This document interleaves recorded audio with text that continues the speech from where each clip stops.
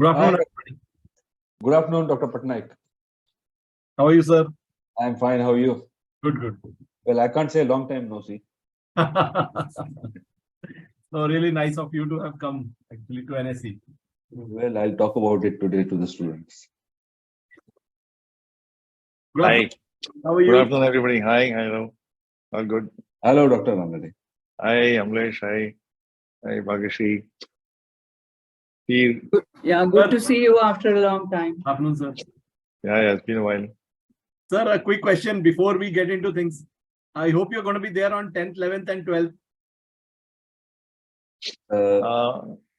At least. The NSE conference. No, sir. The IGIDR alumni conference. Oh, okay. देखते हैं. I'll confirm later today. Okay. I can send the program to you again, sir. I'll just send it. Yeah, please do, please. Hi, Ashika. Hi, how are you? Sorry, I joined the Google Meet invite by mistake. Then I realized that I'm supposed to be. How are you? Okay. I'm good. Long time. Yes. So, are we good to go? Yeah, I think we should get started. So, as usual, I'll do a quick introduction, and then last year we just asked the students for questions and all that. Sure. Yeah. So, okay. So, Russell, do we want to wait for more students to join, or we should just start? I think We can wait a couple of minutes if we need it. Yeah.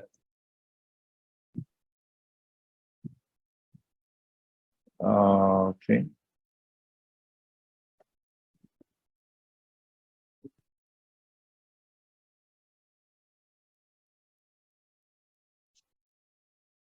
So when is the inauguration, Tir, on the conference?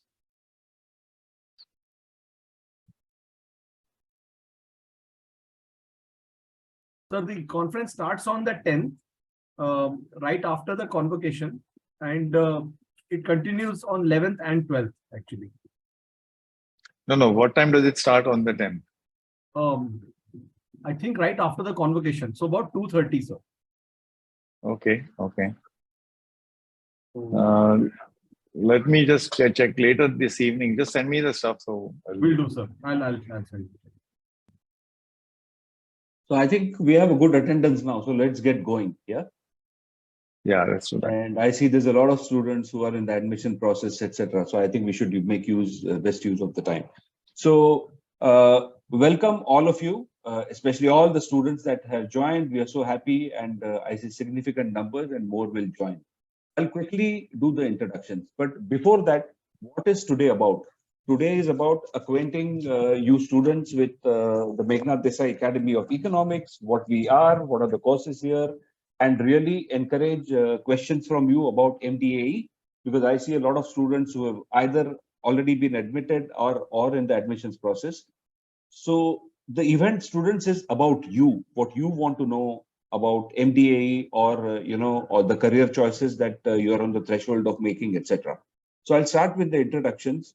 I have with me today from the MDAE, from Team MDAE, Dr. Ajit Ranade, who's of course the Vice Chancellor of Gokhale Institute of Politics and Economics. He's a founder of the Meghnad Desai Academy of Economics, and he heads our academic board. And this is a person about who I should not be arrogant enough to be introducing him, but suffice it to say, unarguably among the topmost economists in India today. Then we have Dr. Tirthankar Patnaik, who firstly is the chief economist at the National Stock Exchange, and he is the professor of macroeconomics at Meghnad Desai Academy of Economics. So that's the formal introduction. On a more pragmatic note, people such as Dr. Ranade and Dr. Patnaik are the real reasons why people like me are devoted to Meghnad Desai Academy of Economics, and I just enjoy working as its director of academic programs.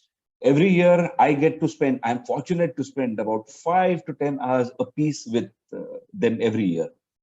And, you should really hear the dinner conversation at our family table on the days that I get time to spend time with them.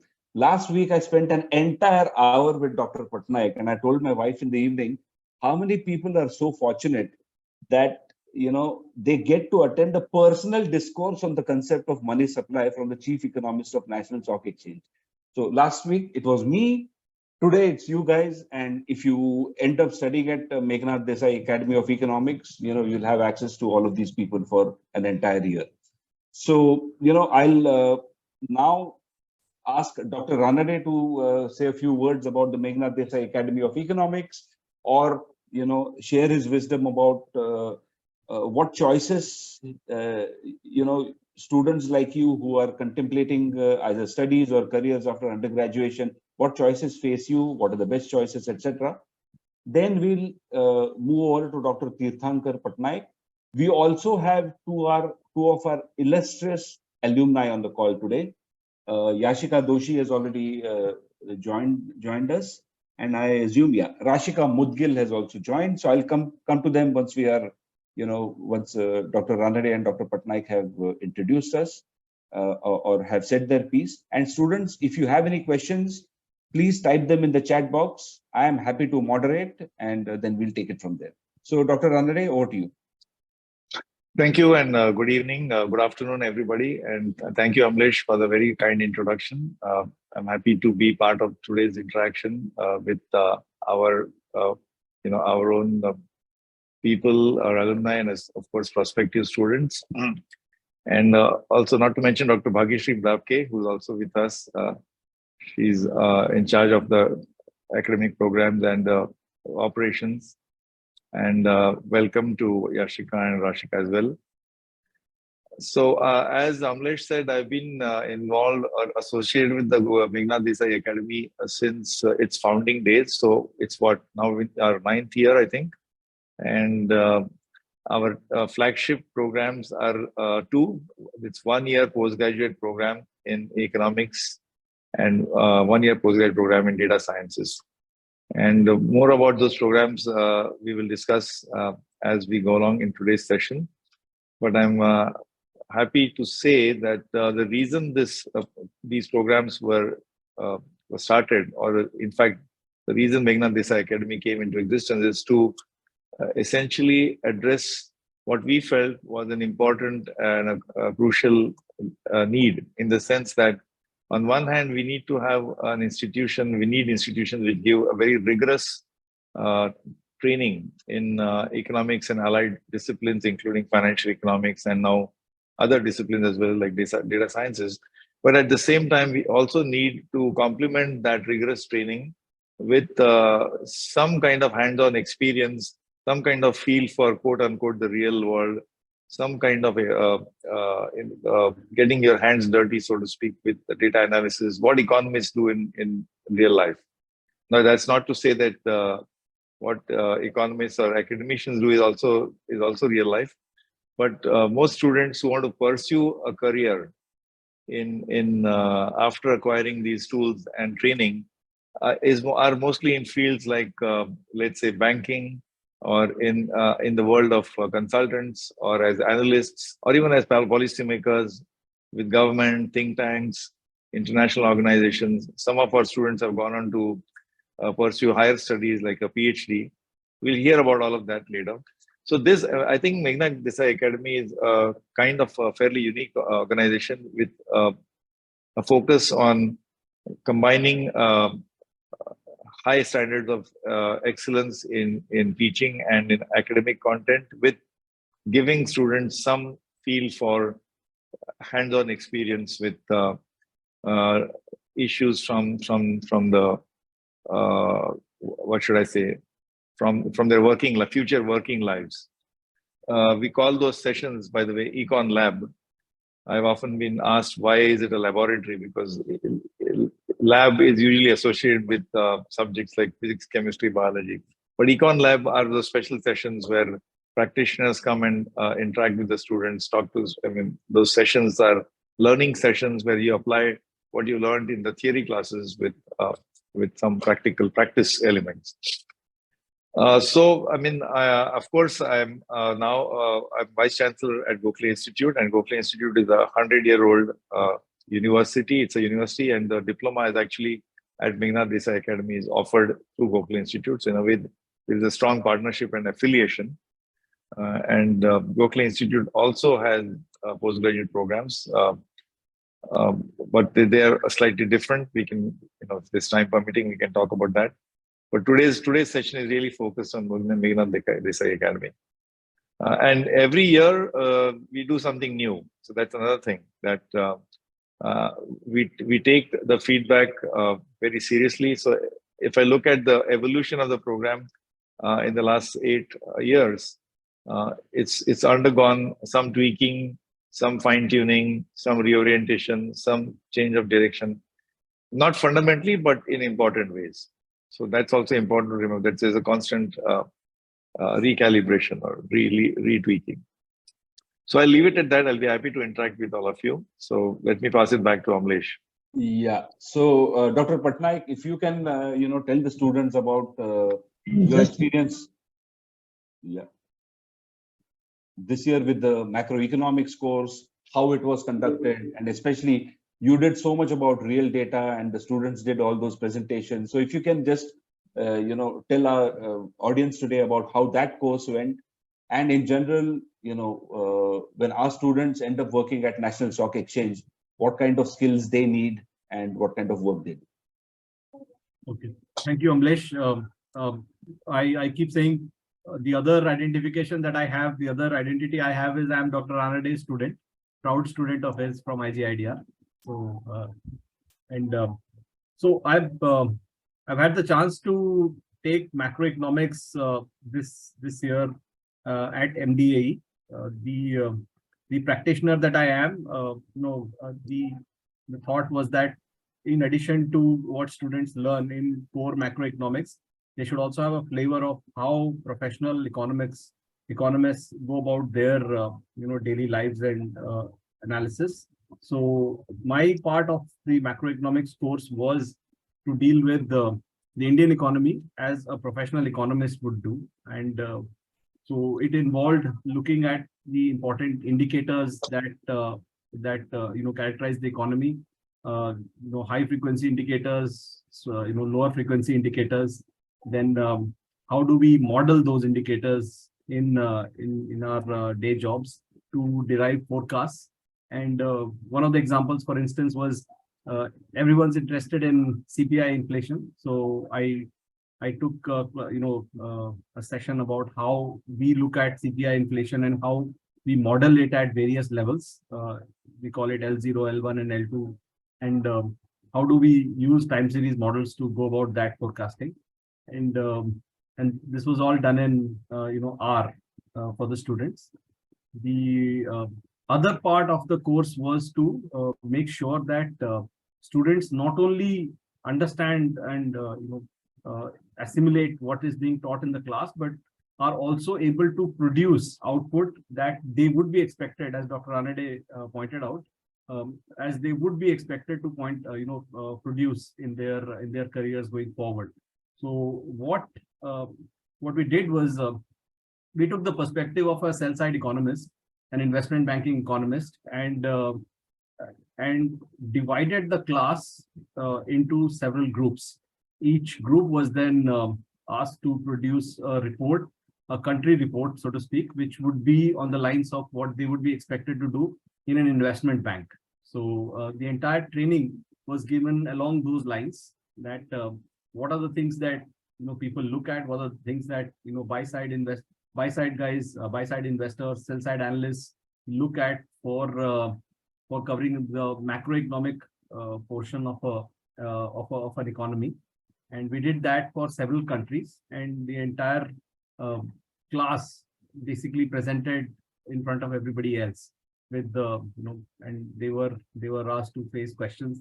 And what was also interesting was I took on the role of a buy-side client that they have come to pitch to. So if I'm not satisfied in the presentation, so that doesn't go well with them. So it was important for them not just to therefore understand macroeconomics, but also to picturize it and basically project it to somebody who may not have that kind of depth, but who needs to be convinced anyway. So I was very pleased to see the absolutely quick learning curves that students had. very interesting interactions that we had with the students during the course. And I am quite sure that their knowledge, underwent a sea change pre and post this particular course. And I'm sure, if some of them apply to banks or investment banks, they would hold their stead. And the reports that they had produced could be shown in interviews, saying this is the kind of work that we've done.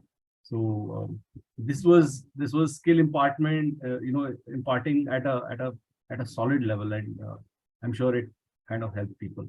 The other thing that Amlesh asked me to speak about was so I work at the National Stock Exchange. I had research there.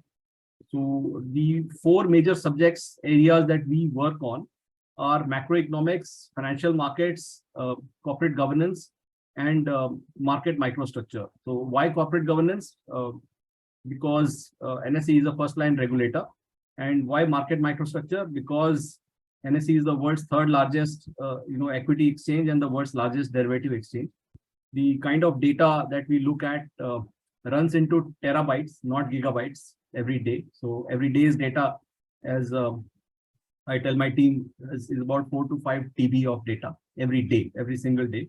And we've had prior attendance from MDAE students as interns, as RAs at NSE, and they have worked on this data.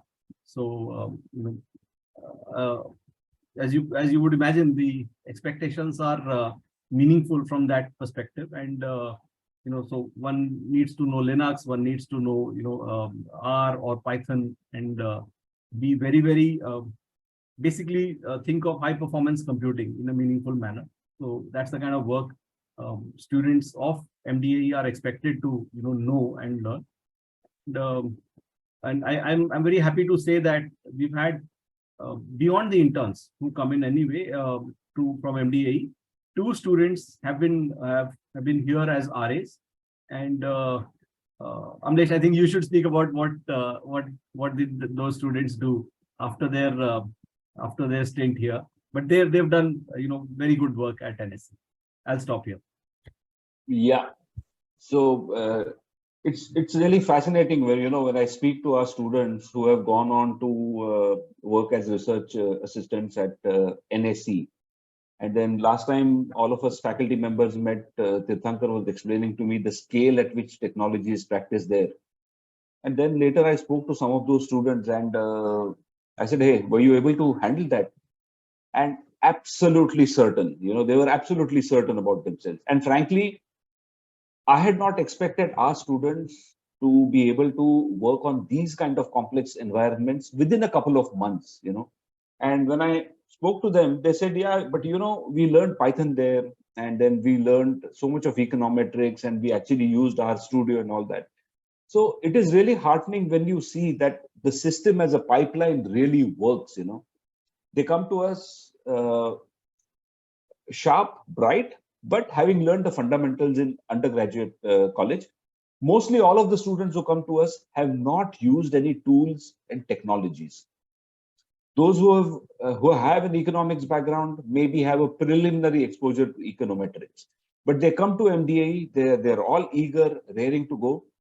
And within 1 year, they are transformed by learning technology, sophisticated programming techniques in languages like Python and R, complex econometrics. And econometrics is from this year onwards a compulsory course even for our data science students. It was done very willfully, and it has just worked brilliantly this year. Because then when they go on to study courses in the area of realm of artificial intelligence, such as machine learning, they are already at that level. So, that's my 2 bits on our students working at NSE. But, really what I'm going to do is we have 2 of our alumni on here today. One is Yashika Doshi, who's working at Artha Global. After MDAE, Yashika went and did her master's in UK. But really, I want first Yashika and then Rashika to give you guys an insight about what their journey has been. So Yashika, if you can come in here, tell students what work you're doing, what were your experiences at Nottingham, and how was your journey passing through MDAE? it will give them a good idea about what choices are there in front of them. Yeah, for sure. Thank you for first of all inviting me. It's just really heartening to like come back and be on this side, because a lot of years ago when I passed out, I was a part of the 2017-18 batch, which was actually just the third batch when MDAE had started, and I had also attended something like this. So it's just like a different experience being on this side of the table now. But thank you for having me. And like Sir mentioned, I went on to do, I actually went on to intern at Exim Bank after the entire year of MDAE studying there. And post that, I actually worked my previous bosses here, Dr. Ranade, and I worked at CEC with him and his team. Post that, I went on to pursue my master's at MSc Economics at the University of Nottingham in the UK. And I chose to come back, and now I'm working with actually another of my mentors from MDAE, Dr. Niranjan Rajataksha at Artha Global. So I've just, yeah, I mean, the cycle's full in many ways because I just like studied under them, worked under them, and now I'm back here. And I think in terms of experiences, I'd like to just highlight like two very important things that I picked up during my time at MDAE. One was actually getting hands-on experience with data. And I just thought that as a fresh graduate, actually, after just having completed my BA Economics from RUIA, I actually had no experience in like coding or what that even meant. I always thought that, okay, it's for engineers. It's not like, you know, in our realm, in our field. But I was in for a surprise and a shock when I came to know that, okay, you know, you're going to be taught an entire new program called R.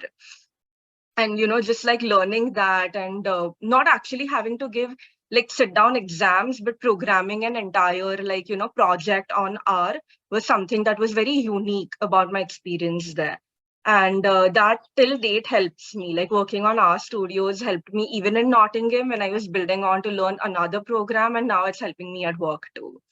And the second thing that I want to like especially highlight about my time there, which I've actually never come across like in any other, you know, graduate program, including the ones that my friends have done in India and abroad, is getting these mentors to help you. So these, you know, one-on-one mentorship programs that we have, we actually get an overall like, you know, kind of advisor to help us like choose our programs and like, you know, just generic career advice. But additionally, we also get a mentor for our dissertation.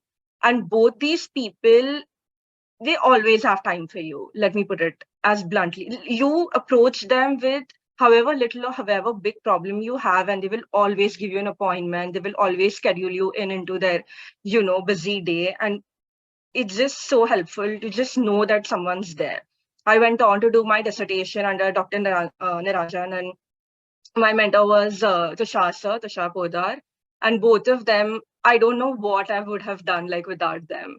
So including them and just like how friendly and approachable the professors were, I think like, you know, that just encompassed the entire year. And it's just like, however stressful it was, the year flew by also. So yeah, I would like to like stop here, but happy to take any questions like about any particular things. Thank you. Okay, now before I bring in our other alumna, Rashika, you know, let's understand one thing. You know, we always tell students that the program at MDAE is rigorous. You know, it's not something that you can sleep through. But, and you know, a lot of students, I always tell students, look, there's always going to be a point during the program when you say, what have I signed up for? But without exception, all our students, okay, at the end of the program, they look back at it and say that, my God, I'm glad I did it. And, you know, I'm not a marathon runner, Tirthankar is, but I imagine that's what, you know, half marathoners and marathoners feel at the end of it. There must be a lot of pain. There is a lot of rigor in that, in the race, but at the end of it, you must be so glad you did it. That's the experience our students get. Now, who helps them deal with this rigor, you know, sometimes the frustrations? It is our dear program coordinator, Dr. Bhagyashree Dapke. You know, she's the one who's always there with the students. And the number of times I see Dr. Dapke in the library, hand-holding students, comforting them, consoling them, inspiring them. Almost every other day, I see her between lectures, going into the classroom, talking to students. So if I may say so, from the students' perspective, she is the moving spirit behind the entire program. So Dr. Dabke, do you want to just come in and say a few words to the students? Yeah. Thanks, Ablesh. Yeah, because sometimes students, when they come from undergrad to postgrad, they feel lost, because at undergrad level, a lot of spoon feeding is done, and they get a lot of attention from the professors, which might be missing at the postgrad level. And I think I try to, bridge that gap and fit in there with my previous experience at teaching at undergrad level. So I'm always there for the students. If they get stuck anywhere, I try to help them. I try to, understand whether they are following, not following. Is it the level is too high? And I also talk to professors. And if some students are weak, then we try to arrange some extra sessions for them. And that's how we help them and bring everybody at par and see that everybody does well by the end of the course. Yeah. And then by the end of the course, they really do well. Some students struggle with econometrics, some students struggle with math stats, but we ensure that by the end of the course, they all do very well. Yeah. Thank you. Yeah. Thank you, Dr. Dabke. And since I've been at MDAE, this is one of the things that has really fascinated and touched me, like Yashika said. So there's a mentor, either a leading academician or somebody from the corporate world, and the mentor supports students. And every mentor has not more than 2 students, right? Then there's the dissertation supervisor for the economic students.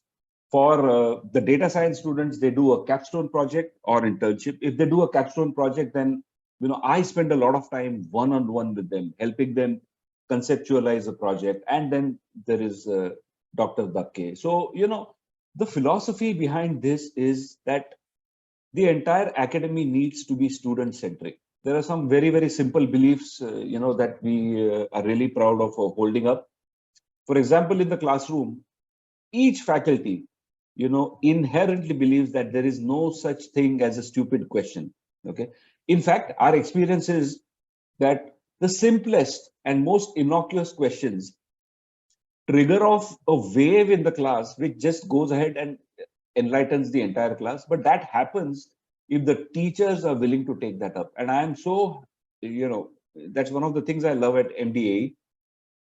So, there used to be this really famous movie director from our times, Raj Kapoor.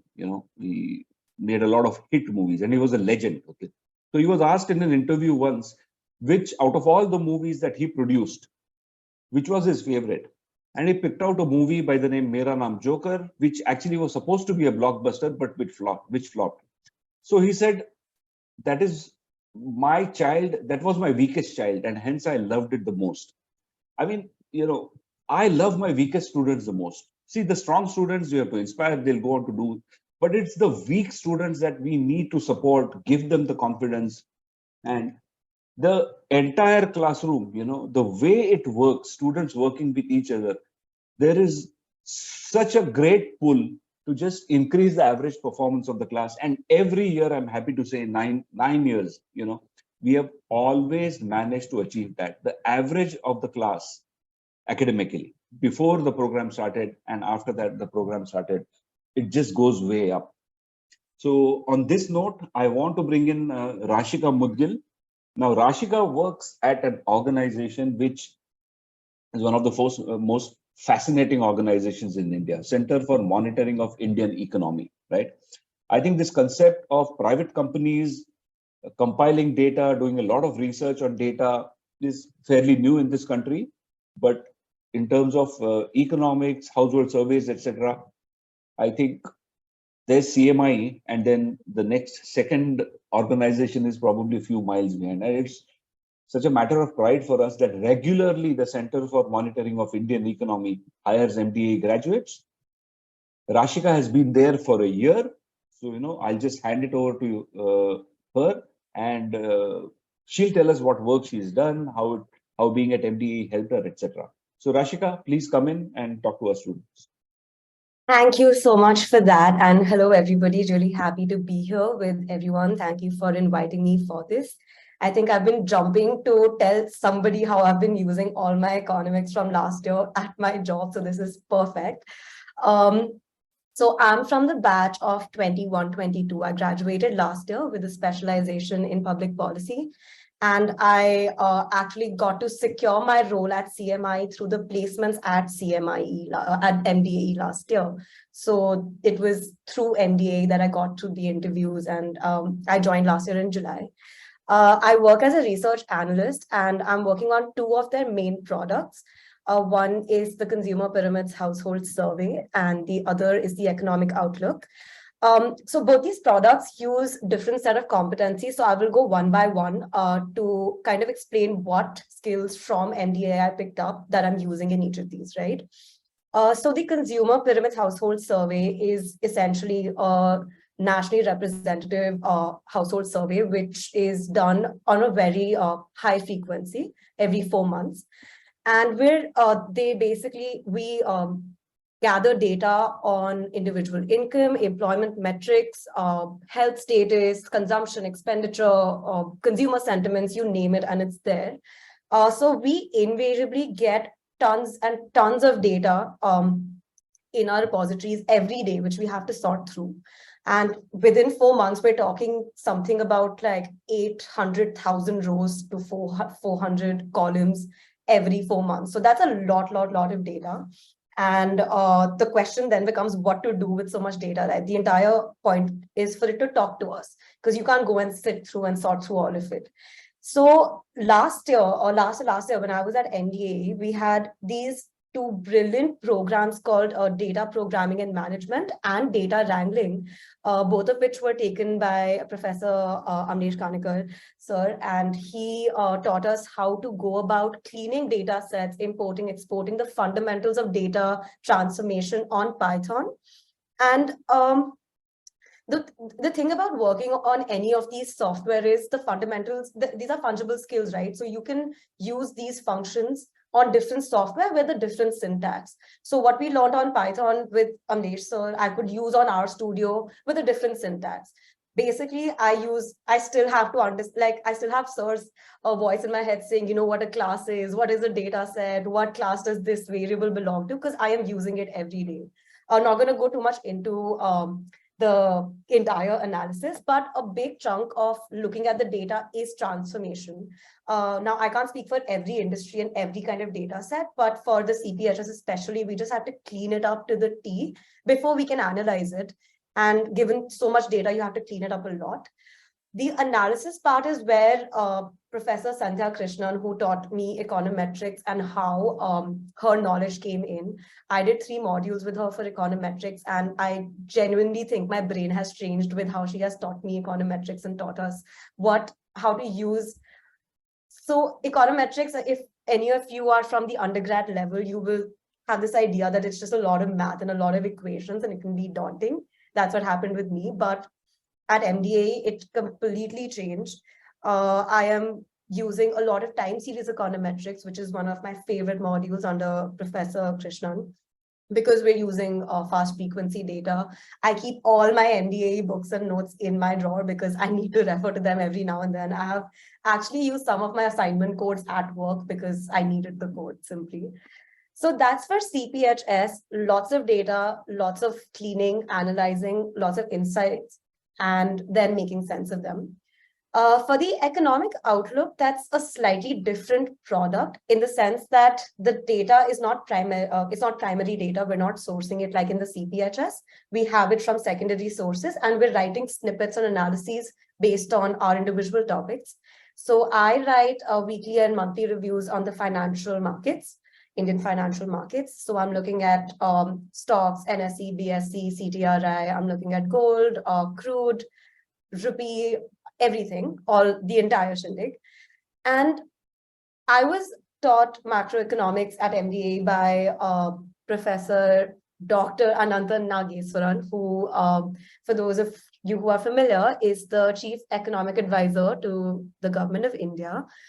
So he basically went from teaching us fiscal policy to going up on stage and launching the economic survey of 21-22, and we were shocked to see it. But the point is, the way that course especially made us intuitively understand how different variables in macroeconomics, which is a daunting subject, how these different variables come together and how they make sense to each other and talk to us and give us some idea of what is going on. That is something I use every day in my job. And more than the very transactional, I learned ABC and I use ABC concept, it's more about the confidence we have that has been instilled in us that, hey, I'm going to read about the financial markets for a week, and I'm going to trust that the reading or the analysis that I have is correct, and I'm going to put it out there. I'm going to write something and put it out there and push it out. So that is something that is that obviously transcends a very theoretical sort of learning environment, and I think that is one of the most valuable things I have learned at MDA from across all my modules. And so that's something very, it's just directly flown into my job, my education at MDA. So I'm happy I never got to forget anything I learned there, and I hope I never will. But that's for everything I learned there. And in case anyone has any questions, like, please feel free to put it on the chat or speak later about it. I'd be more than happy to answer. Yeah, and Can I make a comment here, please? yeah, sure. Go ahead, sir. So, Rasika, I was just reading the monthly review that you wrote yesterday, and I'm very, very happy to read it. Sir, I'm talking about the review that Rashika wrote yesterday on what has happened in April in the Indian markets on CMI Economic Outlook. So my compliments, Rashika. Thank you. That means a lot coming from you, sir. Thank you. And Rashika, how's Kaustubh Jadhav from your batch doing at CMI? Fine? Thriving, sir. We're all thriving, just having Excellent. a great time. Yeah. You guys need to find some time and either come to the academy or ask us to come somewhere. Absolutely. Because as you were speaking, it brought back memories. I think it was you when we were doing the Python course and I was teaching the range function and the discussion went into arithmetic progressions and then about the formula about the number of terms that would be contained in it. And I think you came up with the formula. Yeah. And then we discussed it in class and we said that, yeah, this works, but there's an exception. So you can't really do a formula. That really brings back memories. You know, two of our students, Achintya Kolipakkam and Pranil Chaudhary, are headed to CMI this year. Did they reach out to you? They're already here, so they're doing the internship. So we see them. Of course. Started, like, they're on board. So Pranil is, I think, in field surveys, and Achintya is probably in economic outlook. Yeah. Excellent. That's brilliant. Okay.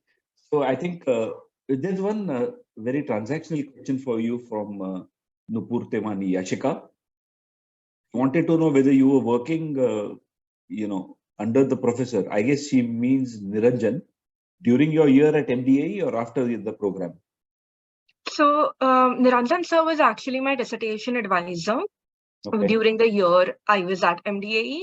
And right now I'm working with him at Artha Global. So I hope that bifurcation is there.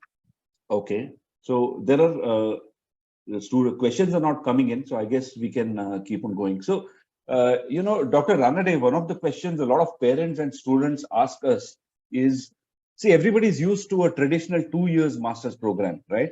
Whereas I think the MBA program is a 1 year program. I think Gokhale also has a few 1 year programs. And a lot of top foreign universities have 1 year programs. So that's a very common question. And I have my answer, which I have researched and thought about, but we would like to hear your answer to it. Parents just seem to think that how can we have a 1 year postgraduate diploma program? It has to be 2 years. Yeah, the 1 year program is called a postgraduate program, or as you said, diploma, whereas the 2 year program is usually a degree program. So there's one difference, a degree and diploma. Secondly, the 1 year program packs a lot of intensity. So in fact, some of the rigor that we have in the 2 year program is tried to pack in 1 year because we have 3 trimesters. But then necessarily because of you don't have as many slots as you have in a 2-year program, you probably have to sacrifice in terms of some of the electives. The general electives, the open electives, the electives some of the electives could be actually slightly farther away from economics, like say demography, political science, sociology, which you could take up if you are doing a 2-year program.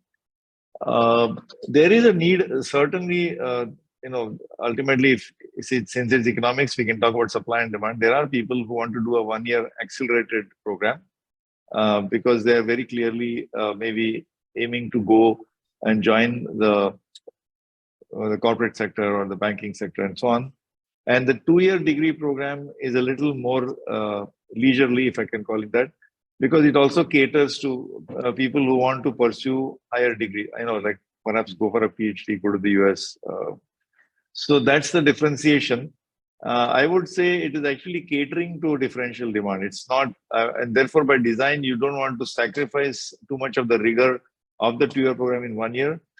But at the same time also introduce content which, as I said, the Meghnad Desai Academy specialization is that you also want the practitioner's perspective. And by the way, this keeps evolving every year. We keep tweaking also. And last comment on this is the new education policy is all about flexibility and giving more choices. So in that spirit, also having both a 1-year and a 2-year option is in that sense consistent with the new education policy. Great. Okay, Tirthankar, one of the conversations we often have with our students, I think students are more and more getting aware, becoming aware of the fact that you cannot study economics and not know anything about finance and vice versa. So we see a lot of students coming in of 2 types, right? One is, I did economics, I want to do some more, but I definitely want to get into the area of finance, and hence I want to take some courses around that.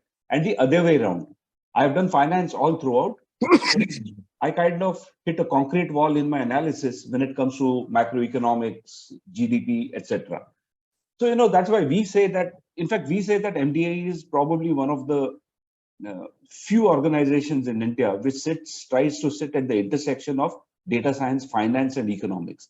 But this, marriage of economics and finance and what proportion a student should aspire to grasp. What are your views on that? If you can talk to our students about. So, finance as we understand it is not how finance is seen from economics perspective. If the standard idea about finance that people look at generally are, understanding corporate finance, understanding how to read financial statements, balance sheets, P&L, and cash flow statements. Economics takes a deeper view, much deeper view, and its approach towards finance would be something from microeconomics, where you would look at general equilibrium, you look at general equilibrium under uncertainty, and that's where you start having an idea about finance. So finance theory from that perspective is slightly different. I think for practicing economists or people in the financial space, either of the subjects are sine qua non. I mean, they are absolutely important. You can't have an idea about doing finance without understanding the macro underpinnings of where things are. And if you do economics without knowing what is happening in the markets, what's happening in your world, then Rashika would not be able to write the review that she is writing. So both of them are absolutely sort of important, and it is very, very nice that at MDAE both these areas are given equal importance. Yeah. Okay. And then the third thing, data science. What we try to explain to students and parents of students who are considering studying at MDAEs, and this is about how does data science come into the picture. So I draw a picture for them. So I say, finally, you're going to go ahead and have a career in a certain domain, be it hospitality, be it economics, central bank, banking, etc., etc. So these are verticals, and eventually you will span across 2 verticals or be in 1 vertical. Data science, we really look at it as a horizontal, something in which your domain should be rooted. Such as, in simple terms, we tell them the last 30 years or so, it is very well known that no matter what field you pursue, where you build your career, a basic understanding and knowledge of technology has to be there. So all domains and careers were anyways rooted in technology for the last 30 years. Now, increasingly, they also have to be rooted in data science.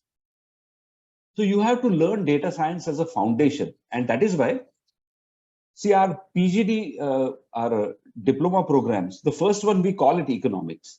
But really, it is economics with a decent dash of data science.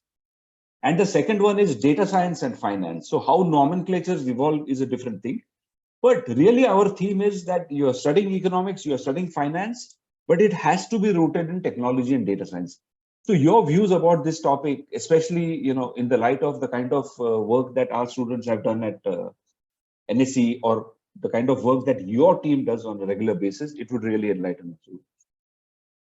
Sir, you're right. In fact, I would just take the liberty of breaking down what you said about technology into two parts. So 40 years back, it was the advent of computers, and 20 years back, it was the advent of search. And our lives, knowingly or unknowingly, willy-nilly have changed, thanks to these two things. One, computers 4 decades back, and 2 decades back, search. Today, we are going into a paradigm of artificial intelligence, or, specifically, many people are seeing LLMs touch their lives, ChatGPT being one of them. So I think the perspective I would have is, there is no doing economics today without understanding and working on data in a rigorous manner. And how do you analyze data without understanding and doing data science is also something that is hard to fathom. So I couldn't have possibly said it better.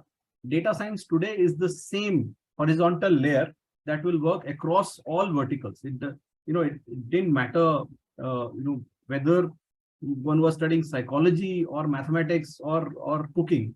Search was important. Search is important today. We just use search for everything. We don't even realize it. We just use it. My sense is, in the coming decade, that role will be taken up by data science. It's already there to some extent, but any subject that we study, economics and finance are something that we are discussing here, but any subject that we learn would use data science, would use number crunching in a meaningful manner, and it would be something that would be expected from students. So there is no getting away from it. There's absolutely no getting away from it. My own personal view has always been that in a place like MDAE, where rigor is something that's that's being told to students should understand the math behind the techniques, the technique behind the techniques. Almost anybody can download code from GitHub and start tweaking things. That's not what one would expect to learn at MDAE. MDAE students would do more so that they can create that code on GitHub. Yeah. It's really nice that you brought up the topic of LLMs. So large language models, students, and so the well-known name for that is ChatGPT. It's a type of LLM. So we are trying to really embrace this, and we are all trying to figure out how to do it. So one thing is we are sure about is that we are not going to be an academy which looks at ChatGPT and tells students, no, you're not supposed to use it. We, as much as possible, we are saying students have. In fact, the programming exam next year, okay, I want to design an exam and tell them that, yeah, you please use ChatGPT for this, right? And the capstone projects for the data science people have just started. And I'm encouraging one group of really bright students to, look at amount in words on checks as a regular language and try to develop finite state automata to validate whether the amount in words is right or wrong. I don't know whether they'll take the bait. Then there is another group of students, sentiment analysis. There's so many libraries. But finally, we said, ChatGPT does a brilliant job at sentiment analysis, as long as you frame your question correctly. So we have tried about 5 or 6 attempts. And if you just tell him scale it between -1 and +1. So, for the benefit of students, these are the kind of topics that, you should really excel in it. And you don't really have to be, everybody doesn't have to be a Sundar Pichai, right? There's room for all of us. We have to embrace these tools, understand how to use them. And I've had a few conversations with Dr. Ranade also about it. So Dr. Ranade, any further thoughts since our last discussions about ChatGPT, how academies, colleges, professors should be embracing, and how should our students look at artificial intelligence and all these bots that are coming up? No, absolutely. It is, I mean, at this stage, we can only make statements based on blind faith. It's not blind, I think, but much of it is a leap of faith, but I believe it's revolutionary. And I always felt that, personally, I prefer open book exams. I know they can be impractical in a world where we have to also scale up the education process, or number of student enrollments is not easy. But ideally, I would like to have the education or learning process which doesn't test. Marathi Made, if I use a Marathi phrase, Goka and Oka. For those of you who don't know Marathi, it means memorize and then regurgitate. So our education process should not emphasize that element. Of course, it's important to read up stuff to remember it, but you should not be tested on your memory capacity in a world where we have so many tools at our fingertips. So ChatGPT is also in the same sense. Of course, it is a huge challenge because, for instance, just a simple, very trivial little thing that when I was younger, I used to make an effort to memorize phone numbers, including 10-digit mobile numbers. And I was comfortable memorizing them. But I find that later on, hardly anybody remembers numbers. It's a remarkable thing when you remember your own number, 10-digit number. But the reason is because that just need has gone away, and there's so many things like that nowadays with dependence on, say, Google Maps. Even regular taxi drivers. There was a time, I know I'm kind of sounding like an old man, but there was a time when you got into a taxi in Bombay and said, Kalba Devi ke falana falana thikana jana hai. And the guy knew it. I mean, you don't need to. But today, even if something just 2 kilometers away, the guy switches on his Google Maps, he doesn't need to know. Whether it's good or bad, that's a separate discussion. So I'm saying, in light of that, we should become a friend of ChatGPT. There's no point trying to resist this wave.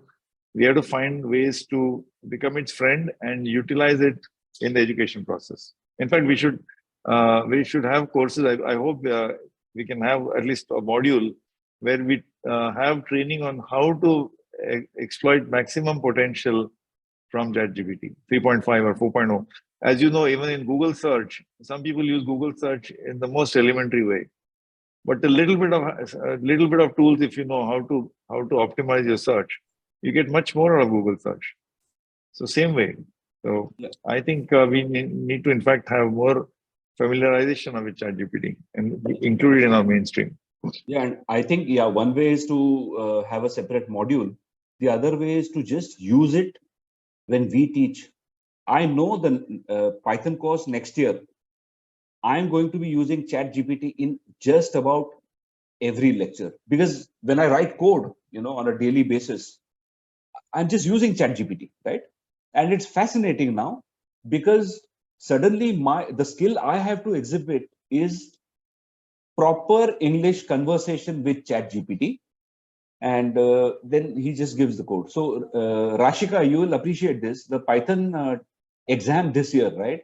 The toughest problem, and very small number of marks, because I didn't really expect that more than 5 out of 50 students in the class would try it. And finally, exactly five tried, 2 got it right. So it was a tough problem. And my problems, I don't take problems of the internet. When I pasted that problem into ChatGPT, the code was given to me in exactly 9 to 10 seconds. And it worked. The only consolation was it was more or less identical to the code I had written. So these are exciting times, these are changing times. And as Dr. Ranade says, this is not, artificial intelligence is not something that we are going to cringe from. We have to embrace it. And we have to understand that the poor fellow, artificial intelligence, is actually trying to become as good as us, right? So a teacher goes through this. As when Yashika, Rashika, all of these students speak, you start understanding that now these guys are doing things in certain areas that I have never done. So I would really like you and Kaustubh to come in and give a lecture, which I would attend as a student. I think that's the way we should be looking at ChatGPT. Collaborate with it, learn from it, teach it, train it, etc. So we are really in exciting times. Is there any buzz, Rashika and Yashika, about artificial intelligence, ChatGPT, right? So you guys do research. Are you using ChatGPT? And if yes, how? And if not, why not?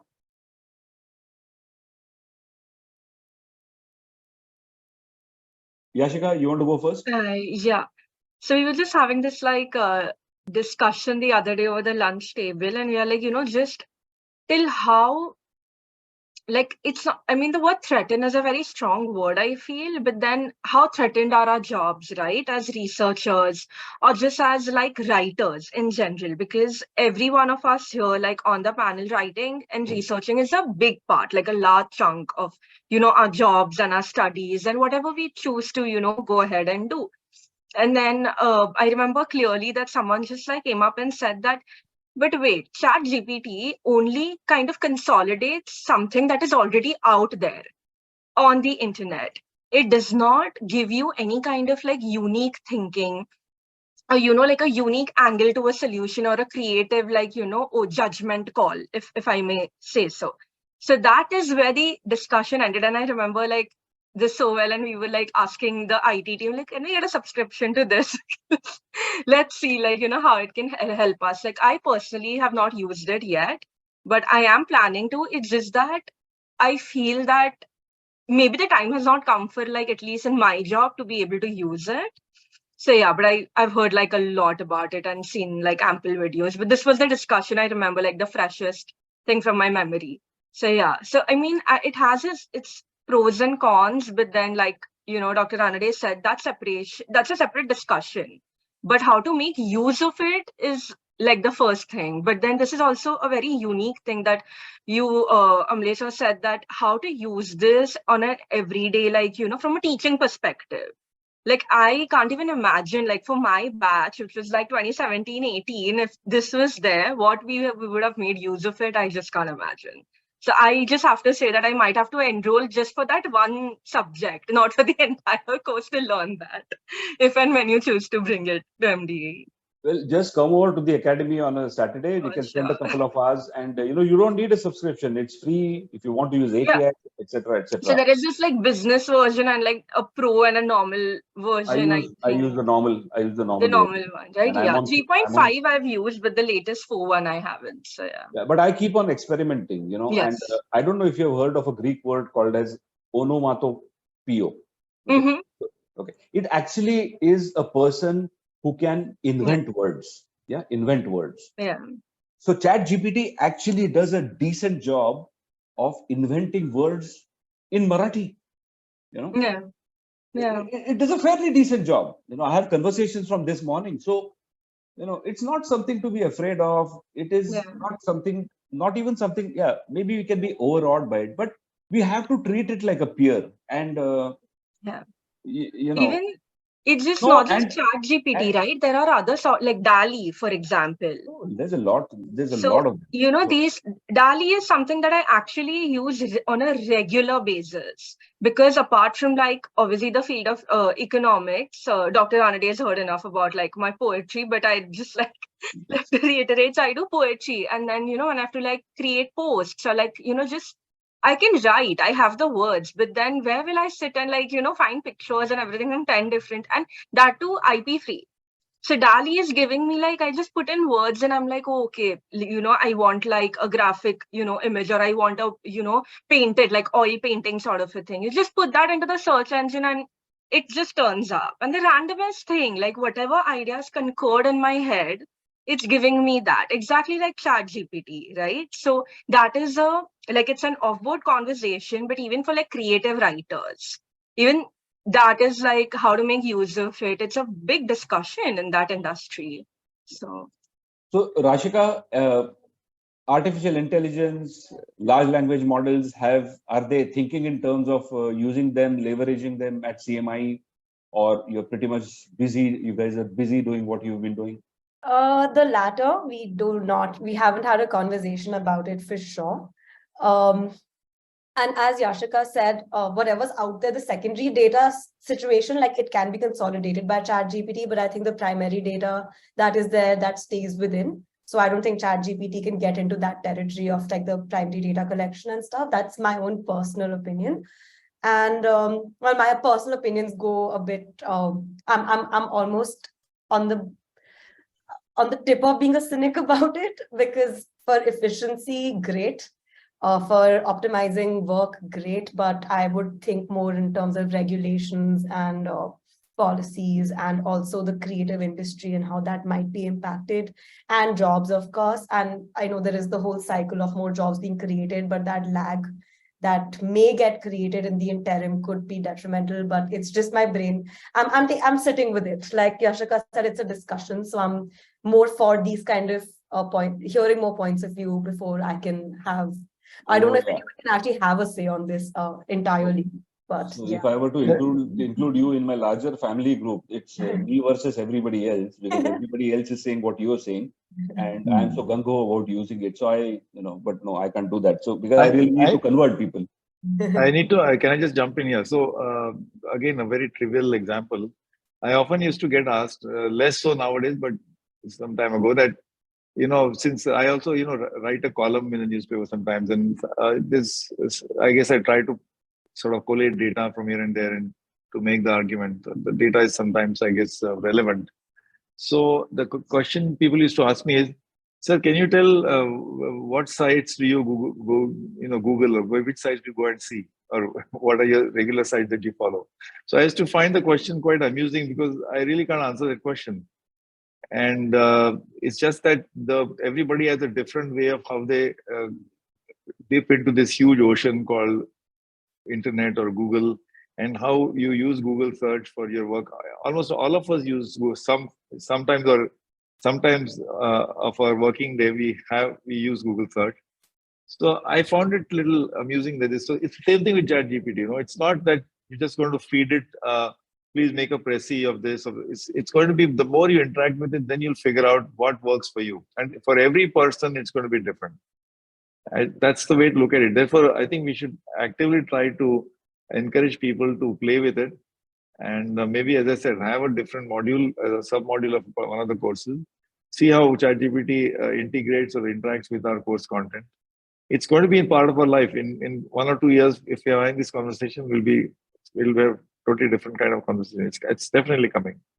Yeah, one of the conversations I had with ChatGPT, finally, prolonged conversation. Finally, I ended up asking it, or her, whatever, what makes you so smart? And then, there was some amount of embarrassment on that side. And finally, the conversation really got serious. And ChatGPT actually recommended a book to me, which I bought, Daniel Jurafsky, Speech and Language Processing. And then I started reading it. And it is from there that this idea of a project of amount in words on check, etc. came. So, I find, Tirthankar, obviously, one of the things was that why can't I set up my own instance of ChatGPT? And then I asked ChatGPT how to do it. I said, what are the first baby steps? And then he told me LLM classifiers from TensorFlow, etc. And then, of course, very quickly, I reached a point where, you just need a humongous amount of RAM, etc., right? So 8 GB on my laptop is not going to do it. But knowing what kind of hardware you guys work with, is there any thought at NSE about setting up an instance which would be NSE's chatbot for people who needed information, or even internally? So, first thing, in the research department at NSE, we use ChatGPT. And, in terms of writing reports, it was very quickly understood that ChatGPT is, the timestamps do not go beyond 2021. So for most of our reports, ChatGPT does not give you accurate data. The other thing, this is for both Yashika and Rashika, you cannot expect ChatGPT to write you research reports. That kind of facility is still not there. One, because the information set available to the generative AI is not large enough, and it's not updated enough. That's number one. However, if you need the AI to generate arguments for you, that's very helpful. It does, if you wanted to, for instance, explain a particular subject in a very a précis, that really helps. We also use it for, I personally also use it for explaining to me certain codes. So say I wanted to explain to me how to write a hash, which is an associative array in computer science, in R and in Python, then again in Julia, then again in C++, then maybe R using C++. So in those things, ChatGPT really saves time in terms of, I mean, I can always go to Stack Overflow and see some things, but ChatGPT saves time for me. Then if I want to create a questionnaire, if I want to create a question bank, or if I want to create a quick campaign, for some of our programs, ChatGPT is useful for those things, where knowledge need not be the most updated, but it should be available, and what will take you maybe a day or two, ChatGPT will give you in seconds. And the thought process I had was, just as Dr. Ranade pointed out, how you use Google really matters. The smarter you are in asking for search, the better results that you will get. So, we will soon get into a point where prompt engineering, whether it's for, ChatGPT, or as Rashika pointed out, for DALI or, Mid-Journey, there are several other, LLMs which are available. Prompt engineering will be very important, because you have to ask the right questions, you have to get to the right answers. And I also wanted to make one point. I think there is a difference, as I understand it, between browse and search. Google can give you, an enormous amount of information, provided you know what to search. But Google will not help you browse. So there is no substitute for browsing in some sense. And educational institutions should tell us what to search. In other words, they should probably operate as the browse function. I mean, if I don't know anything about economics, I cannot ask ChatGPT, give me the salient differences between Keynesianism and New Keynesianism, because I won't know what Keynesianism is. So to understand the various thought processes in economics would require a more rigorous sort of approach. I think there is room for both in that sense. One has to do one to be able to utilize the AI much better. And sir, to answer your question, NSE's chatbot, today NSE actually handles questions from a people perspective. There are no chatbots sort of available, but our constituency is brokers. It's a very small constituency. It is not the thousands of investors that we have to look at. Those things are anyway managed by trading members. But any sort of communication that we would have on an individual basis is all automated. I mean, it's anyway automated. Okay. Yeah, I understand. Okay, now I see a lot of folks attending who are in the admissions process or have already secured their admissions. If there are any questions, guys, just put it on the chat box, because we are past the time, and otherwise, it's we'll just go around the table once. If I think Dr. Ranade has to leave, is there any other specific points that Tirthankar, you think we should be discussing, or Dr. Dabke, you think we should be discussing? We can discuss those. Otherwise, the admission folks are with us, and to all the participants, I would request that you stay back, because they'll play this video, which will give you really detailed, in-depth information about the academy. You might have to suffer me in that video a bit, but I hope you'll do that. Anything, Dr. Dabke, that you think we should be mentioning or discussing? We're almost done now. Okay. And Dr. Ranade wants to also leave. Yeah. So let's wind up. Okay, so students, just hang on for a while. Omkar, are you there? Can you start the video so that? So once again, let me. Okay, so Dr. Ranade, thank you so much for joining us. Dr. Patnaik, thank you so much for joining us. And Rashika and Yashika, I can, thanks so much for being. But I felt like I could lean on you. But please do come over to the academy. Let's carry this discussion further. Yeah.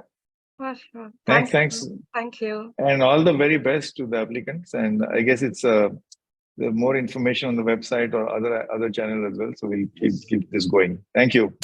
Thank you, everybody. Thank you. So Omkar, you can take over now.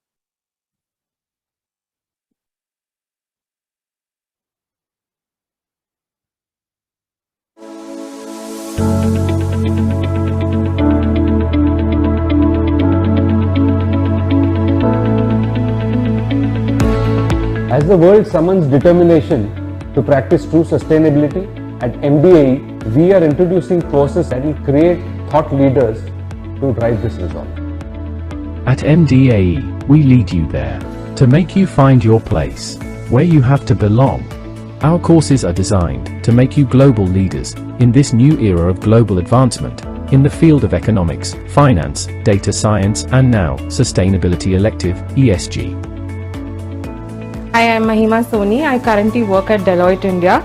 The courses at Meghnad Desai helped me tremendously in my current role in the financial advisory. Hi, I'm Spandan. I'm currently working as a consultant in EY India. I'm thankful to MDAE for giving me the opportunity to succeed in my role despite being from an engineering background. Hi, I'm Priyanshi Desai and I got the opportunity to work in the economics space at Deloitte India by getting placed at Meghnad Desai Academy. Hi, I'm Arsh Mogre and I currently work as an economist at Quantico Research. The macroeconomics course at Meghnad Desai Academy of Economics better provided me an understanding of the nuances of the global economic system. MDAE has placed their alumni at the most reputed organizations.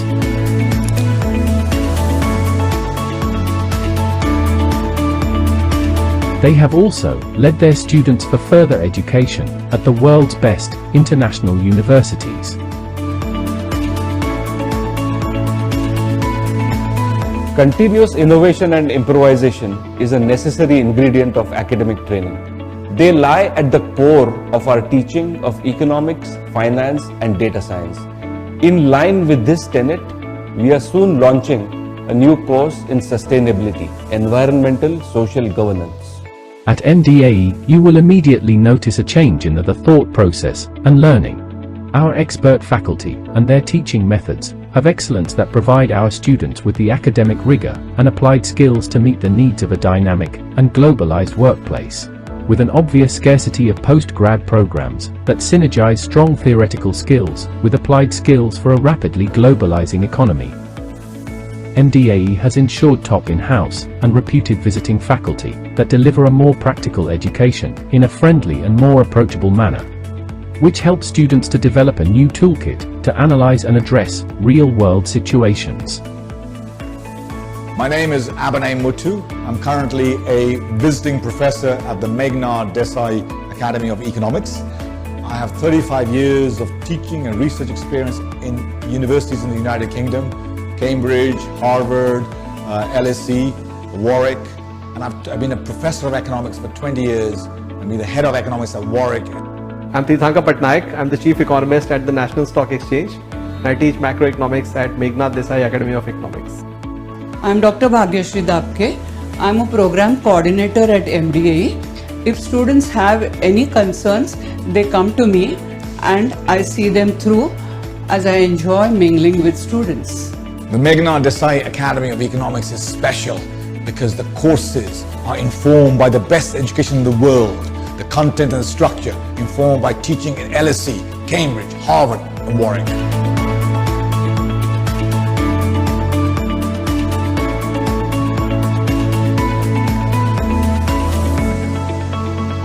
You may feel very challenged and stretched to the limits of your capacity, but in the end, you will be amply rewarded with a bright career prospect. MDAE courses are designed to empower our students in the science of economics, finance, and data. A new sustainability and ESG course will create leaders who will have a global impact. At MDAE, we try to inculcate the following value in our students. We think, therefore we are. At MDAE, the focus of the academy is to address the widening gap between what the market needs and what traditional colleges offer. We offer a postgraduate diploma course in economics with specializations in data analytics, finance, or public policy. We also offer a one-year, full-time postgraduate diploma course in data science and finance. Being a very first in India, MDAE further aims to add sustainability as a fourth education pillar to the Academy's existing pillars of studies. Hence, a sustainability elective environmental, social, and governance or an ESG course as postgraduate diploma in economics program will be available from the academic year 2023 to 2024. Due to the ever-rising demand of the climate change landscape, the elective course aims to provide students with the understanding and tools to manage the rapid changes in the environmental, social, and governance aspect. The course aims to create leaders that will create a global impact in this regard. At MDAE, we encourage our students to think, express, and ideate. Our objective is to enable our students to find their rightful position in the contemporary knowledge economy. MDAE has given me the opportunity to study a wide array of subjects and also interact with a lot of industry experts. I always found coding to be difficult. MDAE, by giving real-life examples, helped me understand coding very well. We recently had Ernst & Young come on our campus for campus placements, and I was among the 5 people who got selected for the same. It is a great opportunity because Ernst & Young is a big 4 and it was my dream job to work there. MDAE was my shot at combining my finance background with my love for coding. Center for Monitoring Indian Economy is the biggest firm which provides economic data for Indian economy, and working at such place was my dream. We want our students to be, and our students deserve to be, critical independent thinkers, not just followers.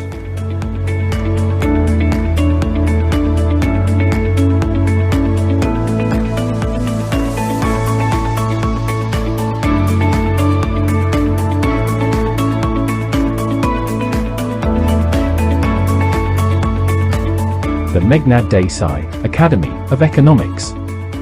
Let us take you where you belong. Connect with us today.